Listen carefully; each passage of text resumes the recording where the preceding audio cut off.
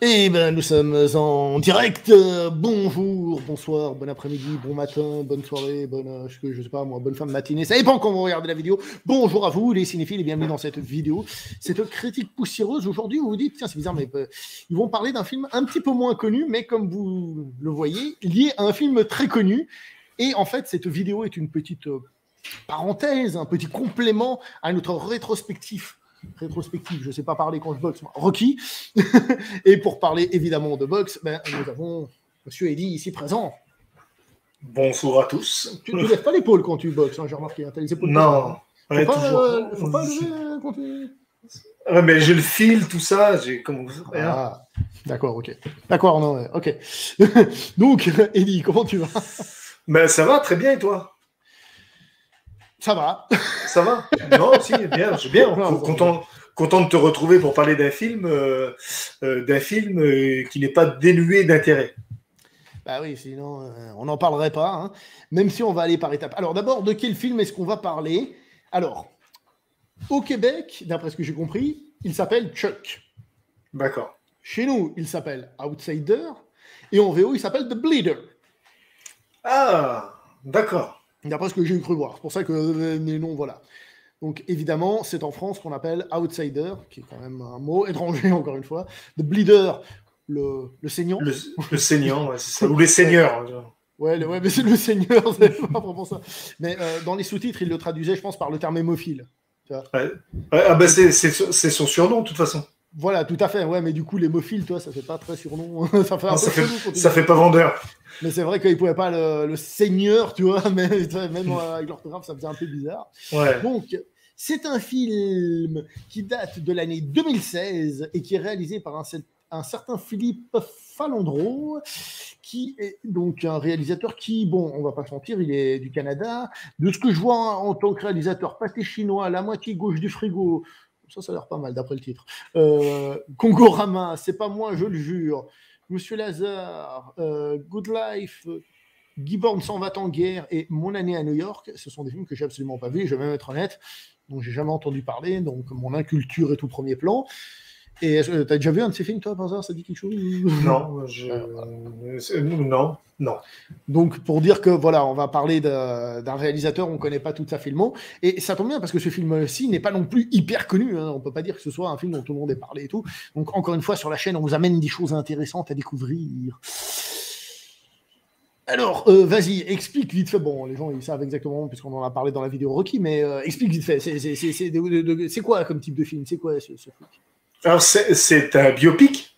C'est un film qui nous raconte du moins une partie de la vie d'un boxeur qui a vraiment existé, donc qui s'appelle Chuck Wepner, et qui est connu notamment pour avoir été un des adversaires du grand Mohamed Ali. Et dans un combat qu'on vous a décrit parfaitement bien, qui a inspiré un certain Stallone, je crois, pour un film. Comment ça s'appelle? Un truc de boxe, là. J'ai quoi, non? Bobby, comment c'est? Bobby, Willy. Dernier round. Raging Bull. La rage au ventre, Million Dollar Baby. On a la même blague, mais pas sur le même film au même moment. Bon, bref, Rocky, évidemment. Rocky, évidemment. Ça avait, on voulait.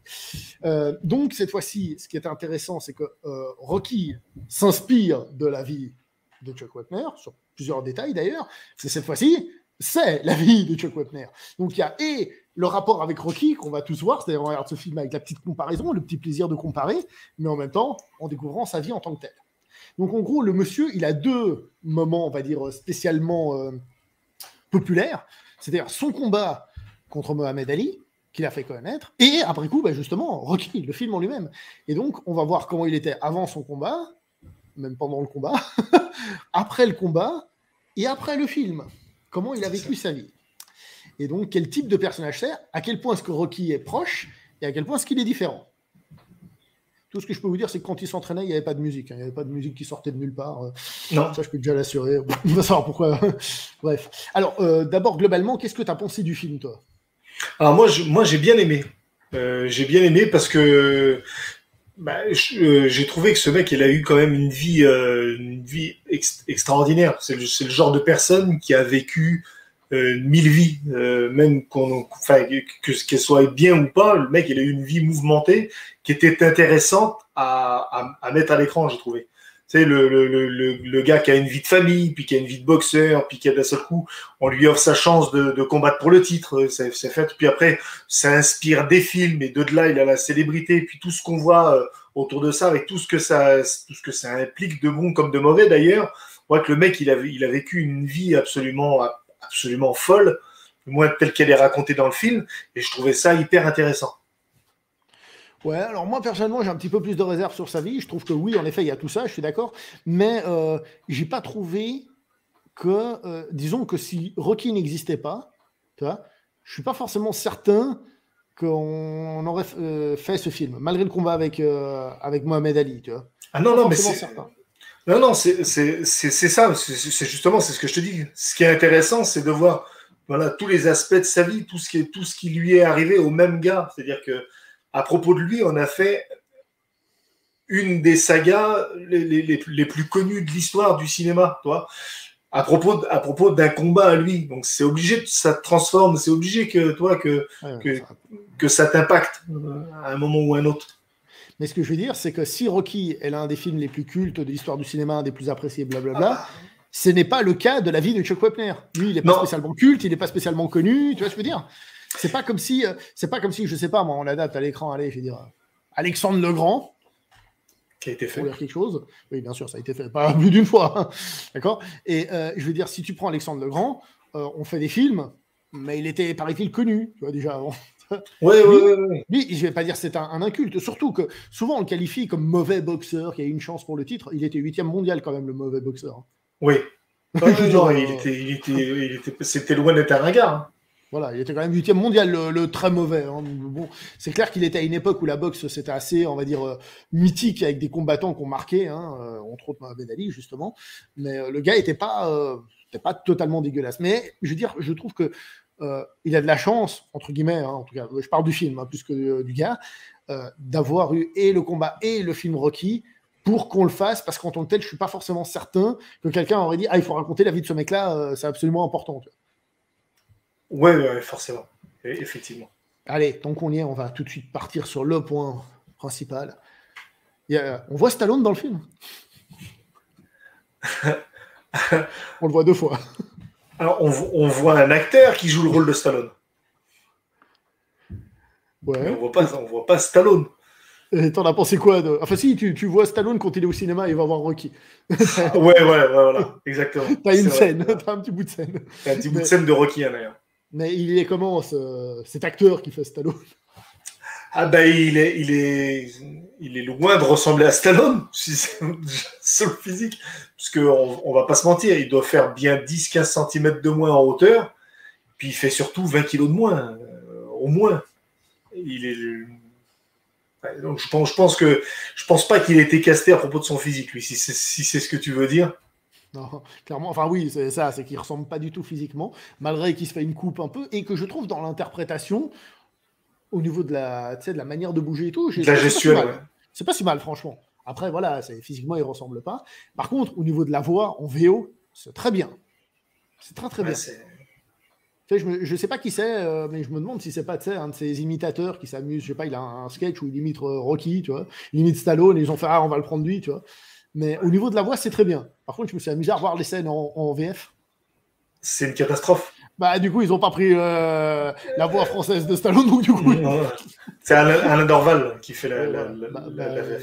Ils l'ont pas pris, donc du coup, les scènes. Heureusement qu'il te dit que c'est Stallone, parce que sinon. Ah ouais, mais au départ, j'ai pas compris tout de suite que c'était Stallone. Quand j'ai regardé le film, j'ai mis quelques secondes à comprendre que c'était Stallone, tellement il lui ressemble pas, en fait. Ouais. Ils ont pris un mec, ils lui ont mis un t-shirt noir, un jean taille haute, un petit peu, tu sais, comme ils mettaient dans les années 70, avec la coupe de cheveux, puis en plus de ça, c'est même pas la coupe de cheveux qu'avait Stallone à l'époque de Rocky, c'est la coupe de cheveux qu'avait Stallone un peu à l'époque de Rambo. Je sais pas si vous voyez, un peu nuque longue, un peu comme ça, enfin bon, bref. Ils ont fait plus une caricature de Rocky pour essayer de lui ressembler, pour que les gens comprennent que c'est lui plus qu'un acteur qui lui ressemble vraiment. ce qui nous permet, bon, parce que là on parle vraiment de 2 apparitions dans le film, mais bon, c'est parce que forcément elles sont un peu attendues, elles sont un peu rigolotes, mais ce qui nous permet aussi de rappeler que c'est pas un film au méga budget, sinon justement on en aurait entendu parler et tout, tu vois ce que je veux dire. C'est un film qu'il faut aller chercher, j'ai envie de dire. C'est un truc qu'il faut être curieux. Parce que justement, de par son budget, on ne va pas vous le mettre dans l'assiette pour manger. Alors du coup, je te propose qu'on parte sur les acteurs. Donc l'acteur principal, c'est le fameux Liev Schreiber. Liev Schreiber. Ouais. Un acteur qu'on a vu dans plusieurs séries de télé, dans plusieurs films. Bon, tu avais déjà parlé dans la vidéo de Rocky, on ne va pas revenir dessus. On va juste parler de son interprétation. Comment tu as trouvé son interprétation? Moi, j'ai trouvé bon, moi, dans son interprétation. Moi, je l'ai trouvé excellent. Carrément excellent. Ouais. Alors, il est aidé par la coupe de cheveux, puis comme on avait dit, il semble qu'il soit un petit peu retravaillé au niveau de la gueule et tout. Certes, il est maquillé, hein, enfin maquillé.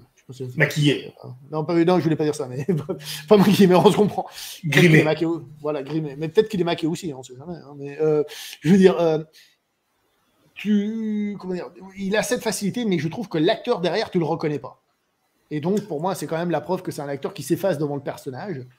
Et ça, pour moi, c'est une preuve de très grosse réussite. Ouais. Moi, je suis complètement d'accord avec toi.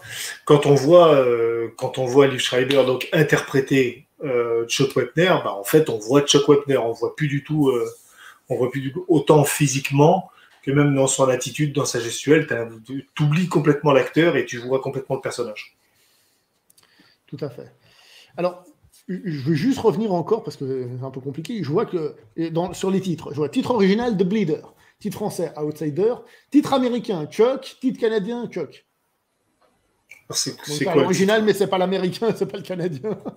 Bref, il a plusieurs titres, mais normalement sur Outsider, vous le trouvez. Je reviens là-dessus parce que je regarde un peu les infos en direct aussi.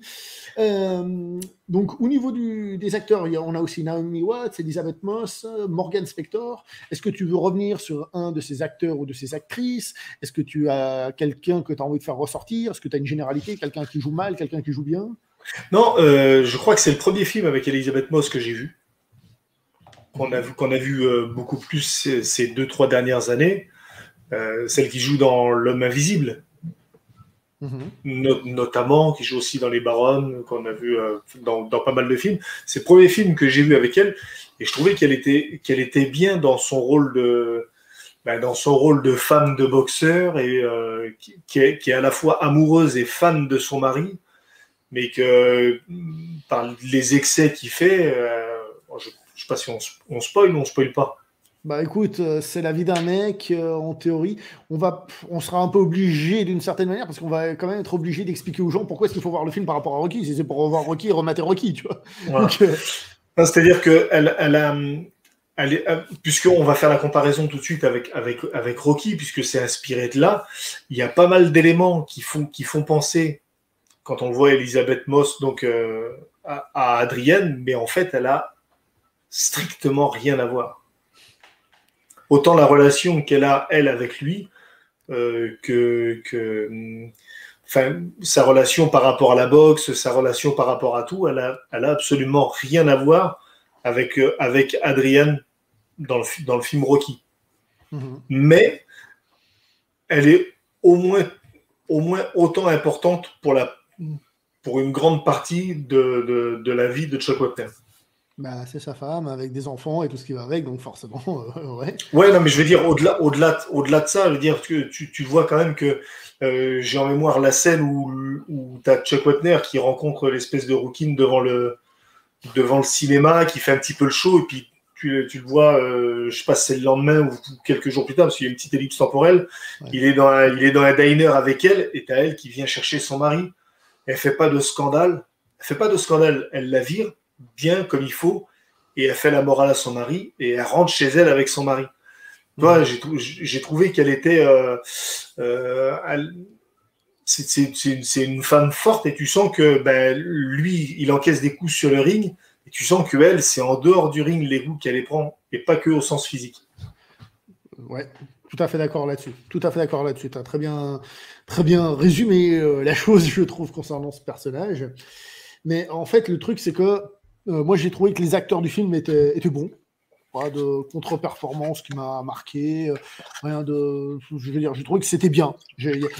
À part peut-être justement l'acteur principal, parce que justement il doit rentrer dans le personnage, les autres je les ai trouvés bons. Honnêtement, rien de réellement marquant en mode c'est absolument grandiose, mais j'ai trouvé que le taf était très bien fait.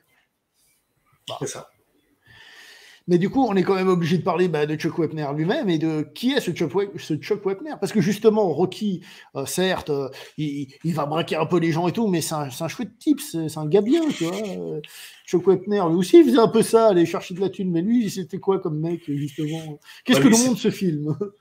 Là, c'était pas du tout Rocky qui veut pas casser les pouces aux gens.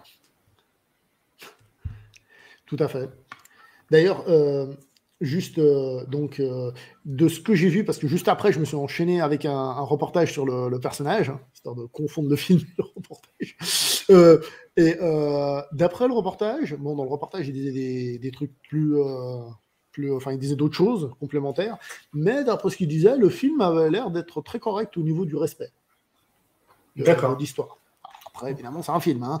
Il l'a pas dit comme ça, il l'a dit comme si, voilà, mais ça avait l'air d'être assez correct. Oui. Mais de toute façon, le film, il te montre le gars tel qu'il était, avec ses défauts et avec sa qualité. Alors, il avait des qualités, mais j'ai l'impression qu'on nous montre beaucoup plus ses défauts.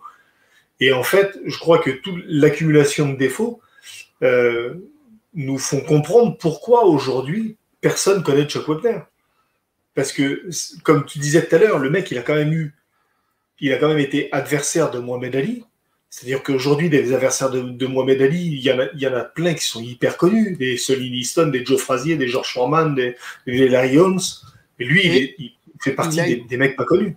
Il a été adversaire de Mohamed Ali et il a fait sensation face à Mohamed Ali. Oui, c'est ce qu'il faut dire. C'est ça. C'est-à-dire qu'il a réussi déjà à l'envoyer au tapis, alors que Mohamed Ali était au top de sa forme, ce qui était impensable et improbable. Et en plus de ça, il a tenu 15 rounds devant la plus grosse machine à frapper de l'époque. Donc, mais derrière ça, on nous montre que voilà, c'est tous ces excès, toute la vie qu'il menait, en fait, ils le font plus couler qu'autre chose. Et comme c'est le cas souvent. Et même après, le cas avec Rocky, quand il rentre dans la boîte de nuit, c'est ça qui est marrant en fait. C'est-à-dire que c'est lui qui est censé être là, c'est lui qui est monté sur le ring contre Mohamed Ali. Et quand il rentre dans la boîte de nuit, ils lui mettent la musique de Bill Conti, ils mettent la musique de Rocky Balboa.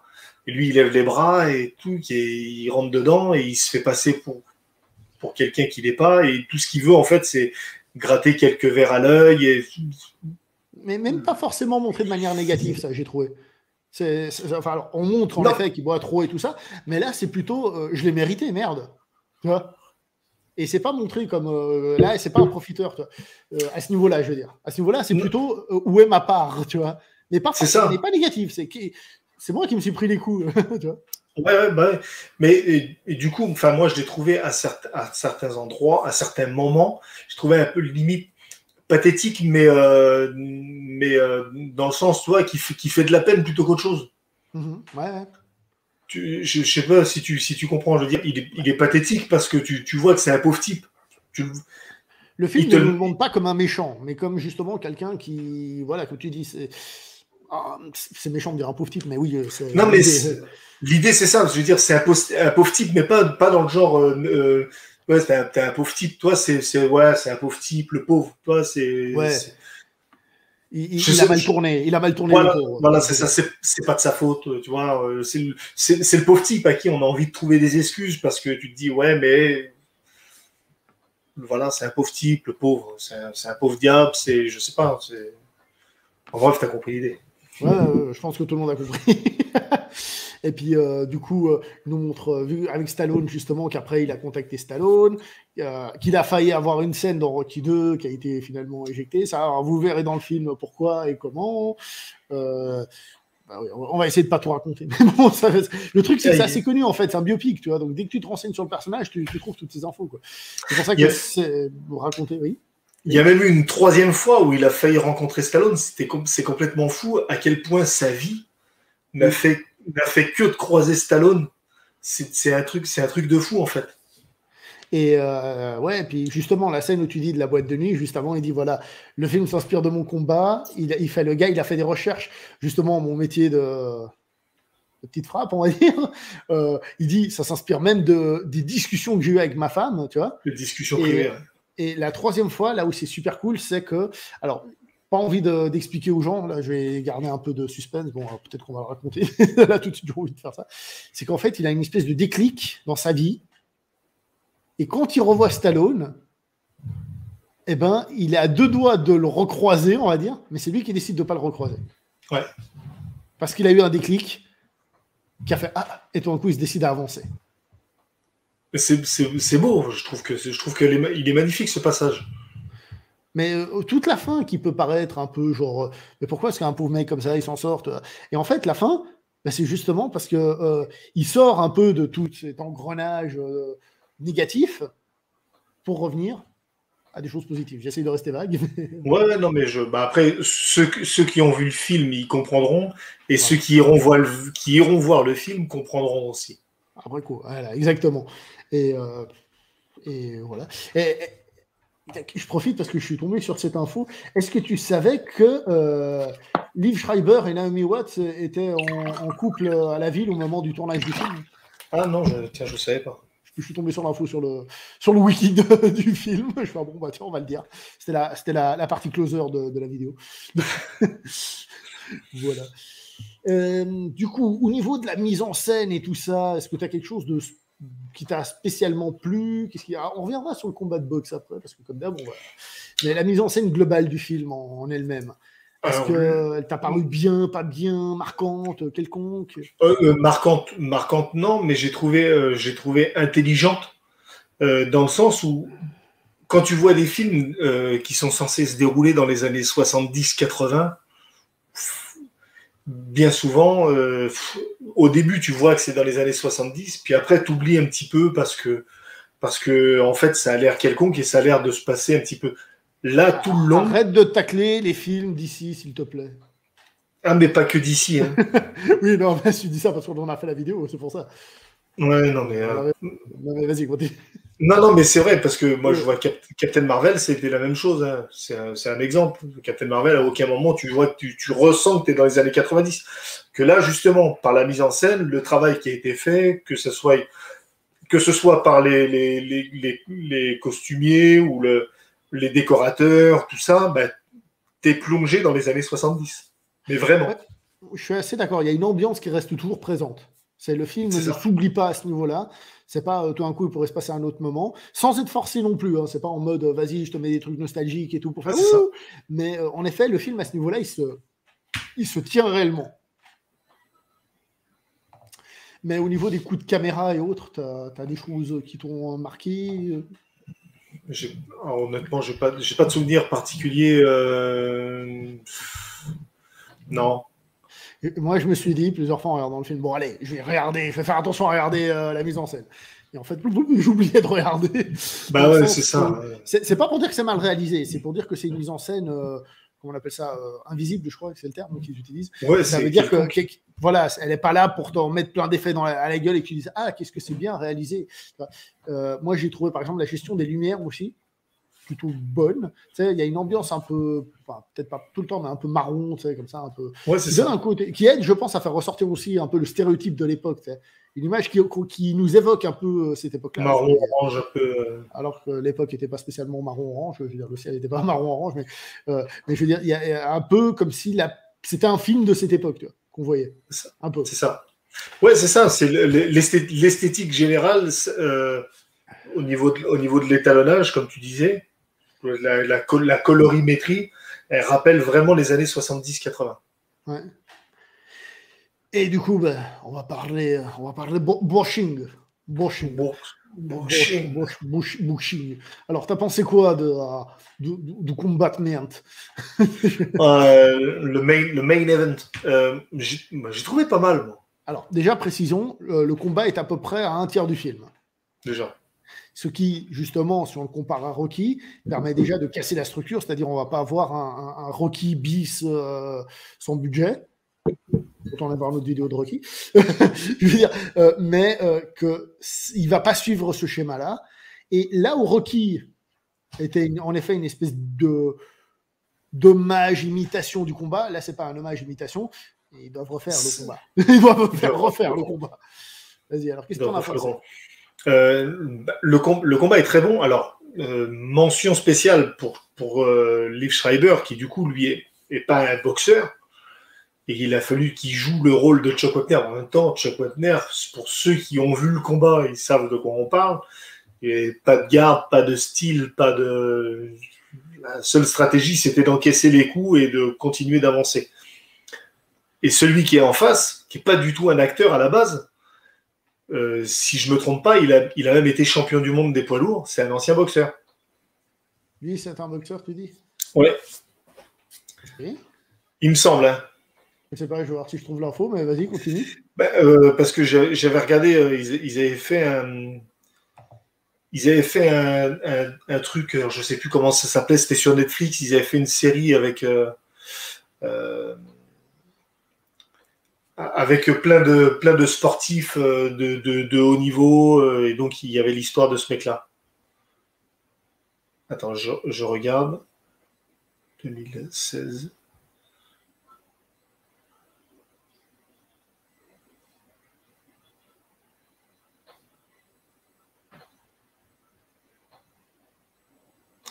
Tu trouves ça ou pas?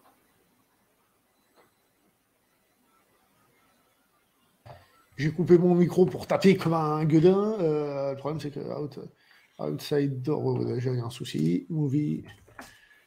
Acteur. Je tombe. Il va être content. Je tombe sur Ralph Macchio, Matt Dillon, Thomas Nowell, Rob Lowe, Tom Cruise. Autant dire que c'est pas eux, non, parce qu'il y a un autre film qui s'appelle Outsiders. Je pense que c'est 2016, je vais mettre ça. Non, c'est pas lui. Je vais essayer de mettre le casting, c'est pas lui, d'accord. Bon, bah bref, c'est pas grave. Qu'est-ce que tu penses de son, j'allais dire de son alienisation, parce qu'il fait Ali. Ouais, bah, pour le coup, non, bah, pour le coup, il le fait bien. Il le fait pas trop mal. Physiquement, je suis pas convaincu, encore une fois. Mais physiquement, c'est compliqué de passer derrière Will Smith. Qui lui, pour le coup, le faisait bien. Derrière Ali, oui, mais je veux dire, en termes d'acteur, quand tu as eu Will Smith qui l'a fait et qui l'a fait aussi bien que ça, c'est compliqué de passer derrière. Mm-hmm.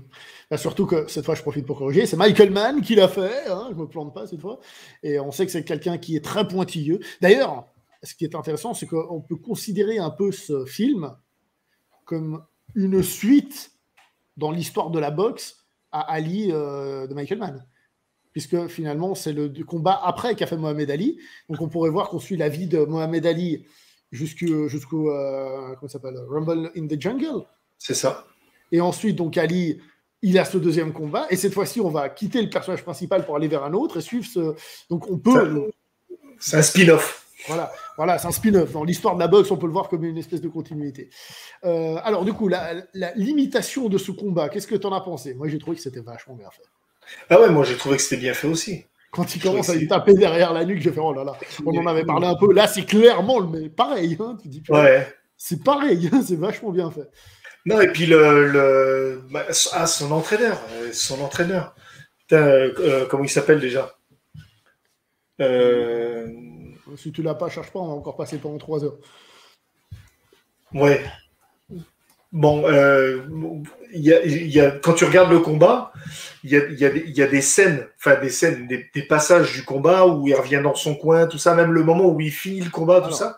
Si jamais, donc l'entraîneur, c'est donc Ron Perlman. Voilà, et je suis en train de voir l'acteur qui faisait Mohamed Ali, c'est un acteur qui s'appelle Push Hall. Voilà, c'est ça. Voilà. Et donc ils sont allés jusqu'à copier au geste près ce que faisait Chuck Wepner et son entraîneur.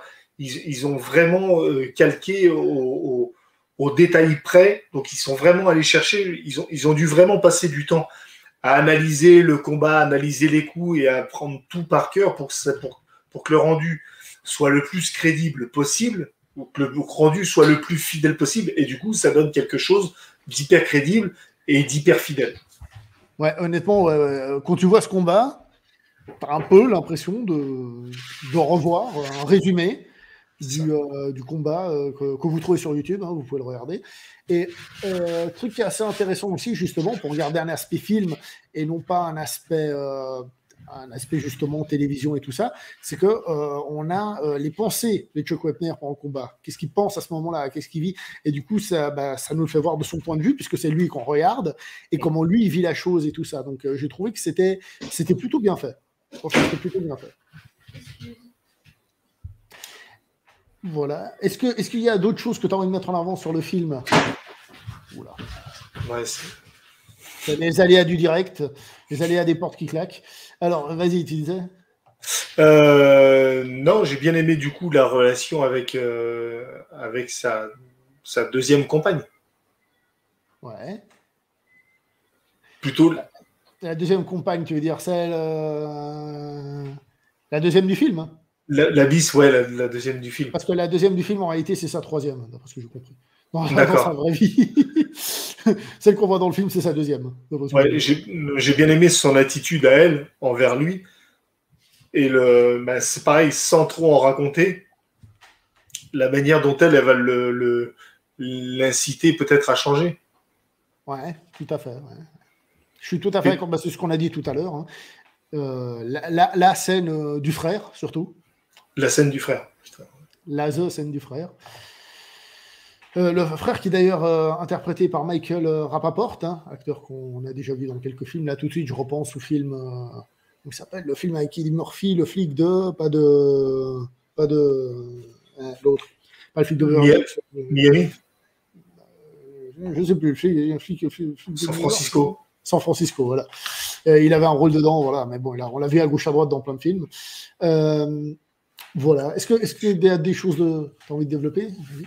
Non, c'est un film qui est agréable à regarder. Et comme tu dis, voilà, il y a plein d'acteurs qu'on connaît. Des têtes. Tu reconnais des têtes. Tu dis, oui, je le vois. Mais pas de grands noms. Je trouve que le tout est les acteurs sont bons, la réalisation est bonne, les combats sont bons, la photographie est belle, il y a plein de trucs. Ça manque peut-être d'une bande originale un peu plus épique. Ouais. Est-ce que sa vie mérite une bande originale épique? Ça aurait mérité un petit moment quand même, ou deux, un petit thème. Moi j'aime bien quand il y a un thème, tu vois, qui te fait, voilà, dans les moments un peu de besoin. Je trouve que ça relève un petit peu au point de vue de l'émotion ou de la tension, tout ça. Je trouve que ça aurait été sympa d'avoir un petit thème un peu plus épique, voilà. Alors maintenant, je vais te poser une question un peu provocatrice. Ah, ça y est. Voilà. Bien que les films, au premier abord, n'ont rien à voir, la preuve c'est qu'on n'en a pas parlé, est-ce que tu n'as pas l'impression qu'on pourrait le voir comme une espèce de sous-loup de Wall Street? Ouais. Mais quand je dis sous-loup, là je suis un peu méchant, c'est pas qu'il sous-loup, hein, c'est dans le sens où il y a aussi le côté dépravation, voilà. Ouais, c'est ça. Tu vois, mais sexe, drogue et alcool. Voilà, mais là où le film de Scorsese, il a une énergie. D'ailleurs, il y en a qui ont trouvé ça super cool, au lieu de voir le côté critique un peu à moi, par exemple. Là, ici, je trouve que ça reste un peu, et c'est ce que je disais, peut-être que ça manque un peu d'énergie dans le film en lui-même. D'où ce que je reviens, c'est que pour moi, le film manque quand même un peu de force, de quelque chose. Imagine ce film, le même film, mais avec une énergie, alors pas forcément dans les mêmes excès, mais à peu près un truc similaire au Loup de Wall Street. Est-ce que ça aurait pas été génial? Ça aurait été génial, mais est-ce que ça aurait été sa vie? Je sais pas, peut-être qu'il y a des choses qui n'ont pas été montrées. Parce que, je rappelle, le Loup de Wall Street, c'est censé être aussi la vie de l'autre. Comme j'ai dit, pas forcément la même chose, hein, ils n'ont pas eu les mêmes délires, hein. Ils ne sont pas dans le même milieu, tu vois. Mais il y a eu le même genre de dérive. Le même genre de dérive, oui, je suis d'accord avec toi. C'est pour ça que je dis ça, tu vois, que en fait, j'ai pensé il y a peu, en disant, tu vois, là, on sent peut-être que le film aurait pu être un petit peu plus. C'est pour ça que je trouve qu'il manque un petit peu de force et d'émotion, malgré tout. Il y a un ou deux passages un petit peu comme ça, et comme tu dis, ouais, c'est vrai qu'effectivement, ça manque un petit peu de... La scène où il part pour aller faire les essais pour Rocky 2, tout ça, ouais. Ça, c'est des scènes où ils auraient pu partir un petit peu plus dans les délires et dans des excès. Ouais, voilà, par exemple, oui, bah, on sait ce qu'il a fait la nuit d'avant, en théorie, puis là, c'est assez gentil, hein, tu vois. Ouais. Tu vois, on aurait pu faire le truc gros, en mode vraiment, il arrive, tu vois, après coup, tu vois. Je trouve que le film manque un petit peu là-dessus. Donc, j'ai envie de dire, c'est une série B. Je pense que là-dessus, on est assez d'accord. Dans la série B, c'est pas loin de la série A. Ouais. Comme on a dit, des acteurs connus, il y a quand même plein de qualités. Mais pour moi, le principal défaut, c'est un manque c'est ce que j'ai dit, c'est ce manque de force dans l'histoire qui fait que bien que c'est intéressant, moi, m'a pas totalement attrapé au premier degré. Enfin, vraiment en mode, oh, qu'est-ce qui se passe? Et puis j'oublie tout ce qui se passe autour de moi. Tu vois. Ouais. J'ai trouvé que alors je pense que c'était intéressant, je comparais à Rocky, je voyais le truc, je comprenais, je trouvais que c'était bien, mais manquait un peu d'émotion. Quand je dis d'émotion, c'est qu'il me prenne émotionnellement. Ouais, ben, je crois que c'est ce que je dis quand je dis que j'aurais voulu une BO plus impactante. Je crois qu'en fait, c'est ça. Mm-hmm. Et je pense que on est en train de dire la même chose. Moi, pour moi, c'était la BO, mais je pense que en fait, tu as raison. Il manque un petit truc un peu plus, voilà, qui souvent quand le film est plat, c'est la bande originale qui te le pousse un petit peu, qui te le rend un petit peu plus nerveux. C'est vrai qu'au final, si tu avais eu des scènes un petit peu plus énergiques, il n'y a pas besoin d'une BO pour les relever. Donc je pense que tu as raison. Après, la BO, tout à fait. Hein, on est tous d'accord qu'un très très très bon film, c'est rare qu'il n'ait pas une bonne BO. C'est très très rare entre nous. Ouais. Mais voilà, c'est le défaut du film, c'est que voilà, faut le regarder sans avoir non plus des attentes mirobolantes. Ça, c'est mon point de vue. C'est intéressant, mais voilà. Bon, du coup, quelque chose à ajouter ou on s'arrête là après une petite demi-heure, c'est déjà pas mal. C'est déjà pas mal, oui. Donc, si on a réussi à vous intéresser au film, regardez-le. Hein. Si vous aimez Rocky, regardez-le. Je pense que c'est un très bon complément aussi, comme on a dit à Ali de Michael Mann, mais aussi à Rocky. Enfin bref, c'est un film qui, je ne vais pas dire c'est le chaînon manquant, ce sera un peu exagéré quand même, mais c'est un film qui vient comment dire ça, remplir quelques trous qu'il y a parfois entre les films, par rapport à Rocky, par rapport à ci, à ça, et je pense que ça peut être intéressant, et je pense que tous les amoureux de Rocky devraient jeter un coup d'œil. Voilà. Ne serait-ce que pour les références. Voilà. Et aussi pour la culture générale, les gars. Bon, du coup, on s'arrête là pour cette petite vidéo. Aujourd'hui, on fait court. Merci à Eddie, de Serial Vlogger, Boxeur, Liver. Yes. Merci encore d'avoir été là. J'espère que la vidéo vous a plu, qu'on a réussi à vous intéresser un petit peu à ce petit film. Et puis, si vous l'avez vu ou quand vous l'aurez vu, un petit commentaire, s'il vous plaît, ça fait plaisir. Quelque chose à ajouter, un dernier mot? Non, regardez-le, parce que ça vaut le coup. Voilà. Eh ben, on s'arrête là. Merci à tous, portez-vous bien, et ciao tout le monde. Allez, hasta la vista, baby.